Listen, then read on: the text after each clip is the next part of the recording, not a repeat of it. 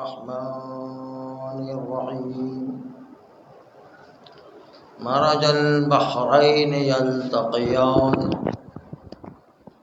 بينهما برزخ لا يبغيان آلاء ربكما تكذبان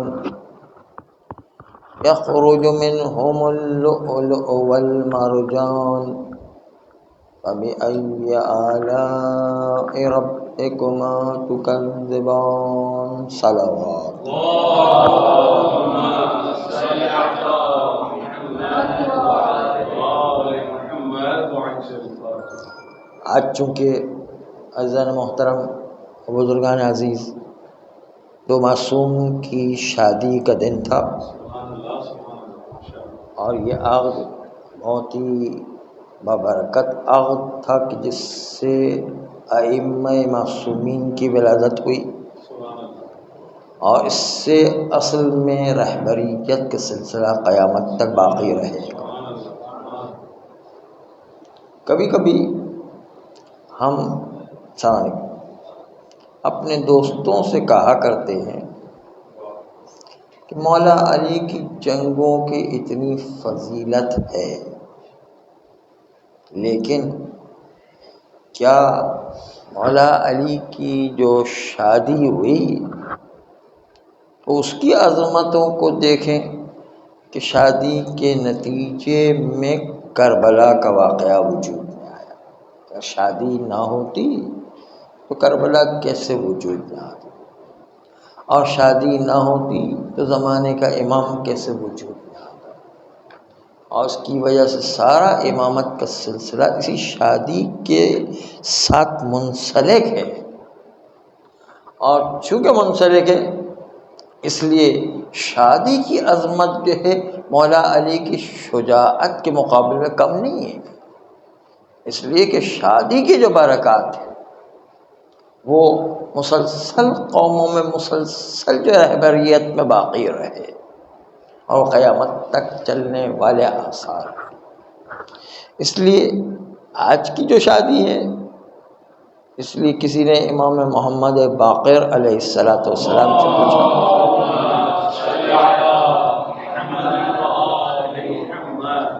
کہ مولا سورہ رحمان میں ہر قسم کی نعمتوں کو ذکر کیا گیا ہے، کبھی آسمان کی نعمت کو، کبھی زمین کی نعمت کو، کبھی ہواؤں کی نعمت کو، کبھی پانی کی نعمت کو، کبھی مختلف جو غذاؤں کی نعمت کو، کبھی حور و قصور کی نعمتوں کو، کبھی شراب طہور کی نعمت کو، کبھی نور دودھ کی بہنے والی نہروں کے لیے، کبھی جو ہے جنت میں ہمیشہ ہمیشہ رہنے کی ہر نعمت کا ذکر کیا گیا. لیکن یہ ولایت جو سب سے اہم چیز تھی، جو تکمیل دین کا سبب تھی، تکمیل نعمت کا سبب تھی، اس کو جو ہے کیوں ذکر نہیں کیا گیا؟ معصوم نے کہا کیا تو نے قرآن نہیں پڑھا؟ اس میں مرج البحرین یلتقیان بینہما برزخ لا یبغیان فبأی آلاء ربکما تکذبان یخرج منہم اللؤلؤ والمرجان فبأی آلاء ربکما تکذبان. کیا یہ آیت نہیں پڑھی ہے؟ کہ مولا لیکن یہ تو دو دریا کے ملنے کا تصویر، مرج البحرین یلتقیان، دو دریا ہیں جو آپس میں مل جایا کرتے ہیں، اس کا آپ کے جد و جدہ سے کیا تعلق ہے، آپ کے جو ہے ولایت سے کیا تعلق ہے؟ کہا تو سمجھ رہا ہے کہ یہ کیا پانی کے دریا ہیں؟ یہ پانی کے دریا نہیں ہیں، یہ عصمت و طہارت کے دریا ہیں، یہ نورانیت کے دریا ہیں، یہ پاکیزگی کے دریا ہیں، یہ معصومیت کے درجے جو بہہ رہے ہیں اور پھر یہ دونوں ملتے ہیں، جس کے نتیجے میں عارضی طور پر تو رکاوٹ ہے، لیکن اس عارضی طور پر رکاوٹ کے بعد جب ان کے ساتھ ملنے کا تذکرہ ہوتا ہے تو اس سے جو ہے موتی و مونگے خارج ہوا کر، یخرج منہم اللؤلؤ والمرجان، اس سے موتی و مونگے خارج ہوا کرتے ہیں. چنانچہ جو ہے وہ جس میں جو ایک دو دریا کے ملنے کا تذکرہ، اس میں ایک ہمارے جد امجد علی ابن ابی طالب صلوات اللہ علیہ کا تذکرہ ہے، تو دوسری طرف جو ہے دوسرے دریا کا جو تذکرہ اور ہماری جدہ فاطمہ زہرا صلوات اللہ علیہا کا تذکرہ ہے، اور جو درمیان میں عارضی رکاوٹ پیغمبر اسلام صلی اللہ علیہ وآلہ کا تذکرہ ہے، اور اس کے بعد جو دونوں دریا کے ملنے کے نتیجے موتی و مونگے خارج، و موتی سے مراد امام حسن مجتبی صلوات اللہ علیہ کی ذات ہے، اور جو ہے وہ مونگے خارج ہوں گے اس سے امام حسین شہید کربلا صلوات اللہ علیہ کی ذات ہے۔ اللہم صل علی محمد۔ اس ایک آیت میں پنجتن علیہ السلام کا تذکرہ کر دیا گیا ہے، اور پنجتن کو ایک ہی آیت کے اندر ایک ساتھ ایک جگہ پر ذکر کر دیا، ولایت کے ایک فرد کو نہیں ذکر کیا بلکہ ایک ولایت کی پوری ٹیم کو ذکر کیا گیا، جس کے اندر جو ہے بتایا گیا اس سے ولایت کا سلسلہ چلنے والا ہے۔ اور آپ حدیث کتابیں پڑھتے ہیں، وہاں پر بھی جو ہے ایک لفظ آ گیا ہے، اس سے پتہ چلتا ہے اسی سے سلسلہ آگے امامت کا چلنے والا ہے۔ حدیث کتاب میں کیا پڑھتے کہ فاطمہ و ابیہا و بعلہا و بنیہا، لفظ بنی پر غور کرے۔ بنی سے مطلب اصل میں عربی زبان میں ایک کو ابن کہتے ہیں، دو کو ابنین کہتے ہیں، حالت نسبی غیر، اور اگر جمع کا صیغہ ہو بنینا ہو جاتا ہے، بنینا جمع کا صیغہ ہے۔ تو پروردگار عالم کی بارگاہ میں ہم ہاتھوں کو جوڑ کر کہیں گے پروردگارا کیا تو بھی غلطی اور عدد بھولے بیٹھا ہے کہ جو ہے اولاد میں تو صرف حسنین علیہ السلام دو ہی افراد ہیں، تو بنینا جملہ جو ہے جملہ جمع کا جو لفظ کیوں استعمال کیا گیا؟ تو پروردگار عالم کی طرف سے آواز آئے گی کہ اے غافل، تو کیا سمجھتا ہے کہ یہی دو ہیں؟ ارے ان کے پیچھے جو نور امامت چھپا ہوا ہے ان سب کا تذکرہ اس کے اندر موجود ہے، اس لیے جو تثنیہ کے بجائے جمع کا لفظ استعمال کیا گیا ہے، جمع کا لفظ استعمال کیا، اس لیے معصوم کی پوری 12 اماموں کی پوری وہ تعداد اسی بنینا کے اندر موجود ہے، اسی لیے جمع کا صیغہ استعمال بنینے ہونا چاہیے تھے، تثنیہ کا صیغہ آنا چاہیے، اس کے بجائے جو جمع کا صیغہ ہے، بتا رہا کہ پوری ٹیم ائمہ معصومین کی اس کے اندر شامل ہے۔ ایک طرف تو یہ امام علیہ السلام نے جواب دیا، تو دوسری طرف سے قرآن مجید کی روش یہ نہیں ہے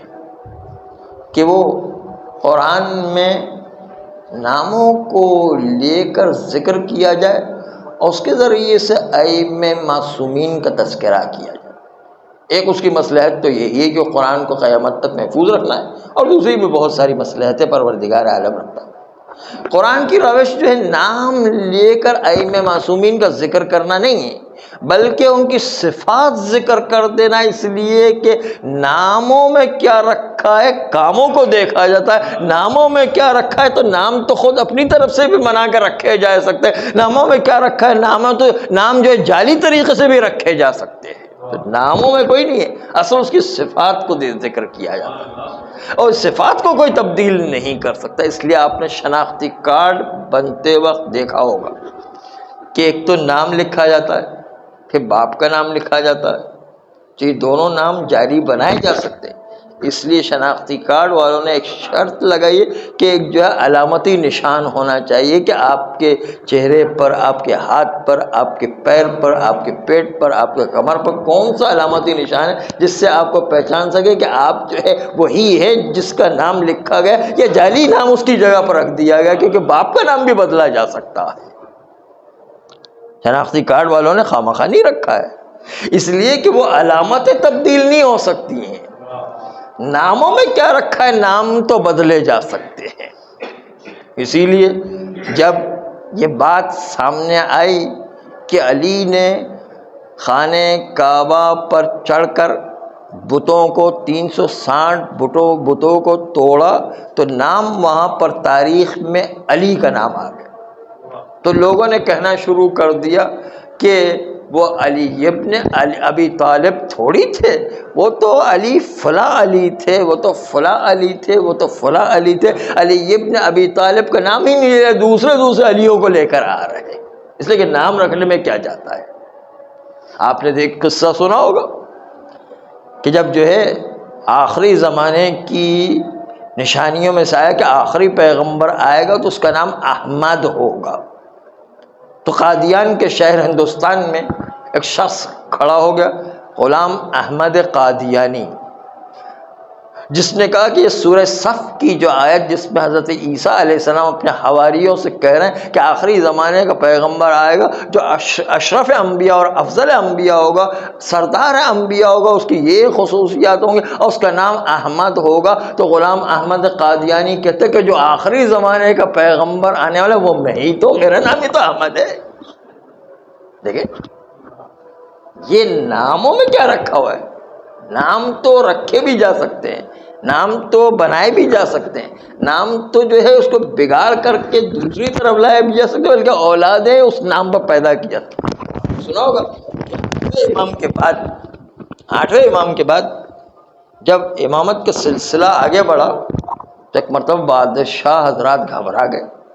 کہ اب تو جو ہے 12ویں امام کا وقت قریب آ گیا ہے، اس لیے کوئی ایسی ترکیب کرو کہ 12واں امام ہمارے ہی خاندان میں پیدا ہو جائے۔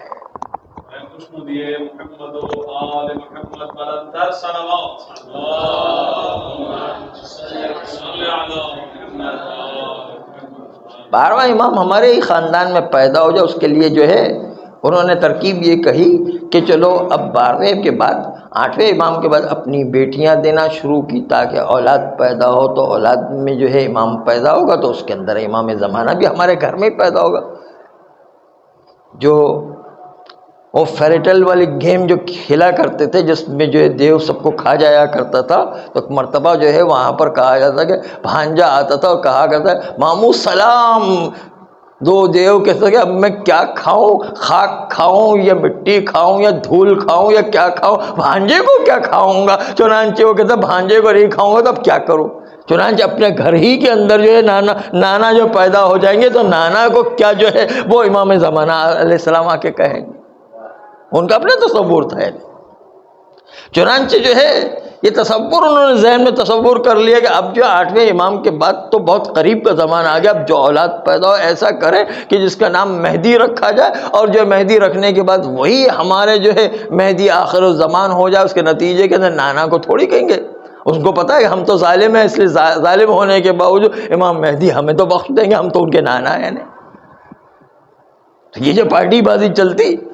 تو یہ کیا نام رکھے بھی جا سکتے، نام بنائے بھی جا سکتے، نام کو ایک ترکیب کے ساتھ جوڑا بھی جا سکتا ہے۔ ناموں میں کیا رکھا ہے، اصل بات ہوتی کام کے اور صفات کی۔ اس لیے قرآن مجید کی روش یہ ہے کہ وہ صفات اہل بیت علیہ السلام کو ذکر کرتا ہے، وہ صفات جو ہے کسی اور شخصیت میں پائی ہی نہیں جا سکتی،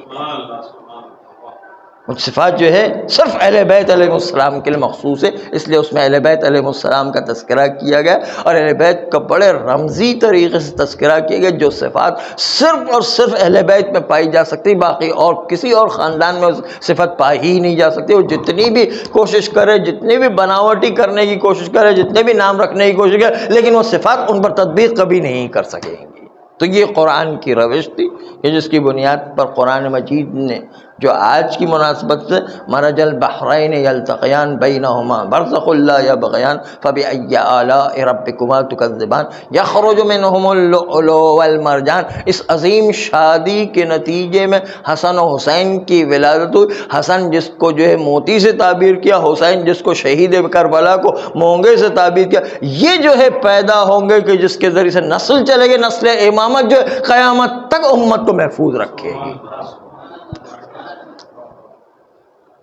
چنانچہ یہ عظمت تھی، لیکن اس سلسلے میں جب معراج پر پیغمبر اسلام صلی اللہ علیہ وآلہ کو بلایا گیا،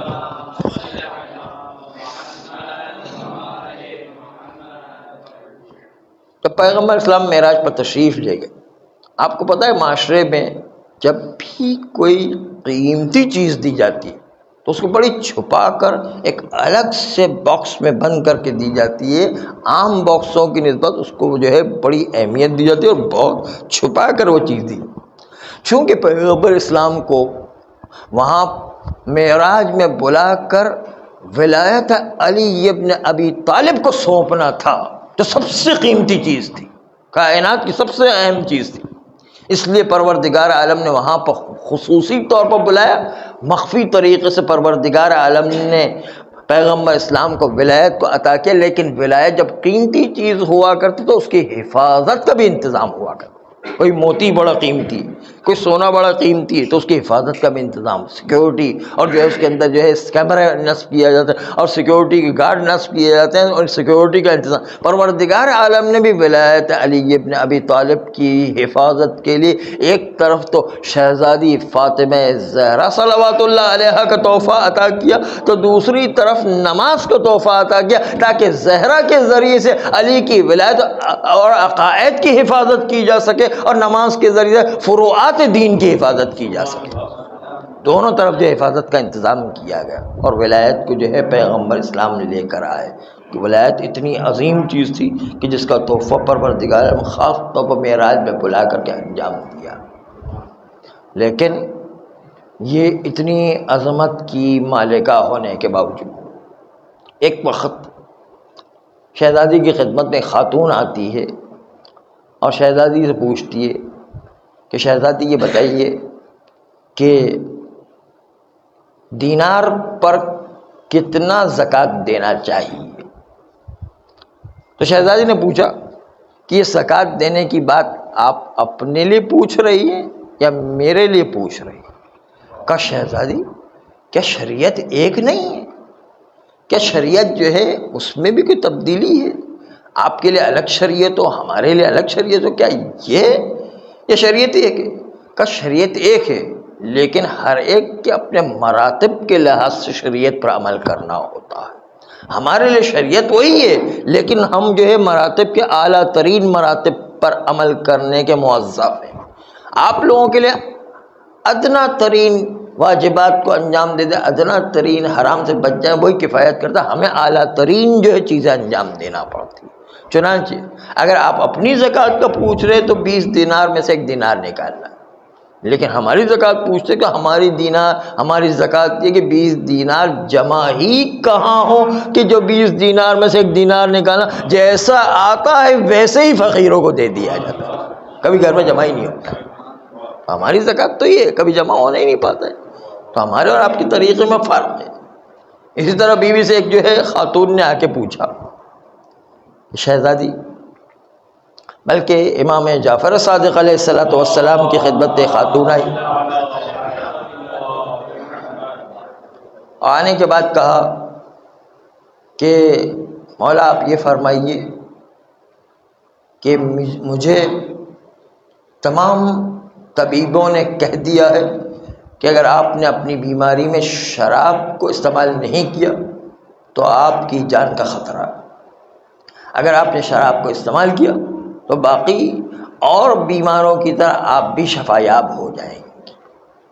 تو مولا آپ بتائیے کہ اب میں طبیبوں کے کہنے کے مطابق شراب پی لوں، آپ اجازت دیتے ہیں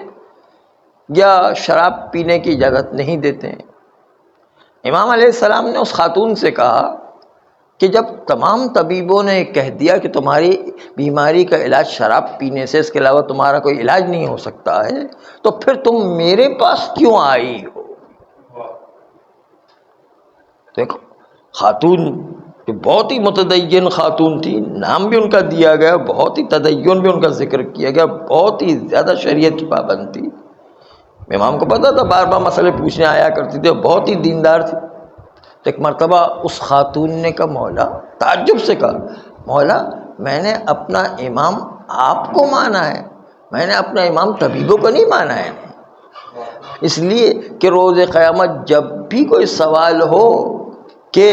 آپ نے شراب پی تھی تو میرا جواب ہو کہ میرے مولا آقا امام صادق علیہ السلام نے کہا تھا، اور اگر شراب نہ پینے کی وجہ سے میری موت ہو جائے، خودکشی ہو جائے، تو اس کے نتیجے میں بھی اگر پروردگار عالم مجھے کہے کہ کیوں شراب نہیں پی جب طبیبوں نے کہا تھا، تو میرا جواب یہی ہو کہ مجھے اپنے مولا آقا امام صادق علیہ السلام نے منع کیا تھا، اس لیے میں نہیں پی۔ میں نے آپ کو امام مانا، میں نے طبیبوں کو وہ امام تھوڑی مانا ہے۔ یہ ایسی مضبوطی اگر کسی خاتون میں آتی ہے تو شریعت کی پابندی کے سلسلے میں ایک خاتون آئی اور شہزادی فاطمہ زہرا صلوات اللہ علیہا سے سوال کرنا۔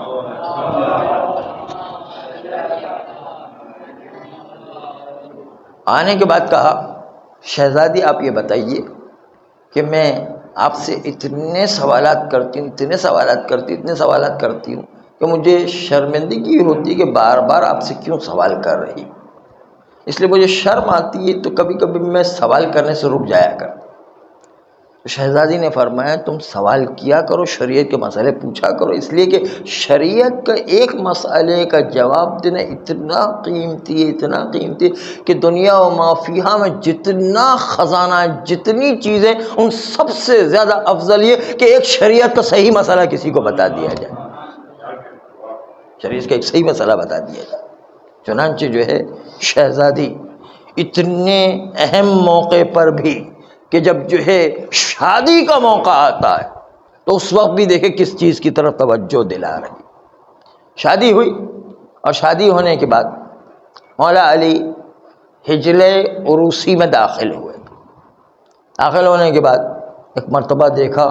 شہزادی فکر میں بیٹھی ہوئی ہے۔ کہا شہزادی آپ کچھ پریشان نظر آ رہی ہیں، اس لیے کہ شہزادی کو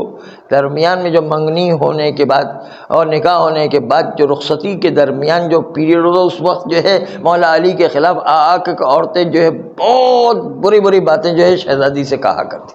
اور مولا علی کے خلاف بہت باتیں جو ہے کیا کرتی تھی، اس لیے شاید جو ہے وہ عورتیں جو ہے منحرف ہونے کا خطرہ ہوا کرتا، اس لیے کہا کہ شاید جو ہے شہزادی آپ پریشان نظر آ رہی ہیں۔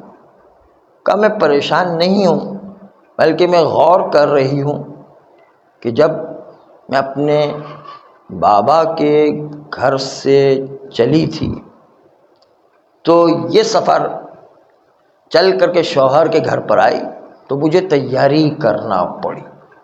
اور میں نے تیاری کی اور تیاری کر کے بابا کے گھر سے شوہر کے گھر پر آئی، لیکن اب میں سوچ رہی ہوں کہ شوہر کے گھر سے اللہ کی بارگاہ کا سفر جو طے کرنا ہے تو اس کی بھی مجھے تیاری کرنا چاہیے۔ چنانچہ ہم سب کو جو ہے مل کر کے یہ کوشش کرنا چاہیے کہ ہم اپنے قبر و آخرت کی تیاری کریں۔ چنانچہ آؤ علی ہم ایسا کرتے ہیں کہ سب سے پہلے نمازوں کو انجام دیتے ہیں۔ چنانچہ یہ دونوں معصوم نمازیں پڑھتے رہے، اور پھر آخر میں حجل عروسی سے جب فارغ ہو کر صبح کا وقت آیا تو پیغمبر اسلام نے مجمع عام میں مولا علی سے پوچھا کیف وجدتم فاطمہ، تم نے فاطمہ کو کیسے پایا؟ اس وقت جو ہے مولا علی، یہ دیکھیں گھر کی باتیں پیغمبر علی کی اور فاطمہ کی باتیں پیغمبر مجمع عام میں اصحاب کے درمیان پوچھ رہے ہیں، تو پیغمبر کو جواب دیتے ہوئے علی نے کہا نعم العون للطاعہ، کہ فاطمہ میرے لیے بہترین اطاعت کے لیے مددگار ہے۔ یہ ایک رات میں پتہ چل گیا کہ جو فاطمہ گھر میں آئی ہے تو اطاعت کے لیے کتنا زیادہ مجھے آمادہ کر رہی ہے۔ بیوی ہو تو ایسی جو انسان کو مسلح پر لے کر آئے، بیوی ہو تو ایسی جو انسان کو اطاعت الہی پر لے کر آئے، بیوی ہو تو ایسی جو انسان کو آخرت کی تیاری کروائے، بیوی ہو تو ایسی جس کو قبر کی یاد دہانی کروائے، آخرت کی یاد۔ یہ تھی شہزادی کی وہ بات کہ جس کے نتیجے حجل عروسی جو سب سے خوشی کا موقع ہے اس وقت بھی یاد دلایا کہ قبر کی تیاری کو نہ بھولو اور آخرت کی تیاری کو نہ ملو۔ عقل مند انسان وہی ہوتا ہے جو آخرت کی تیاری ہمیشہ اپنے پیش نظر مد نظر رکھا کرتا ہے۔ پروردگار ہم سب کی آخرت کی تیاری کی توفیق عطا فرما، بی کی سیرت پر عمل کرنے کی توفیق عطا فرما۔ پروردگار ہمارے گناہ کبیرہ و صغیرہ کو معاف فرما، آئندہ بھی گناہوں سے بچنے کی توفیق عطا فرما، نسلاً بعد نسل ایسی اولاد عطا فرما جو روز قیامت تک امام زمانہ علیہ السلام کے سچے سپاہی قرار پائے۔ پروردگار حوزات علمیہ کی حفاظت فرما، مراجع اعظام کی حفاظت فرما، انقلاب اسلامی ایران و عراق و لبنان و بحرین کی حفاظت فرما، ہم سب کو بھی امام زمانہ علیہ السلام کا سچا سپاہی قرار دے دے، ان کے آوان و انصار میں شامل کر کے جام شہادت نصیب فرما۔ ان اللہ و ملائکتہ یصلون علی النبی یا ایھا الذین آمنوا صلوا علیہ وسلموا تسلیما۔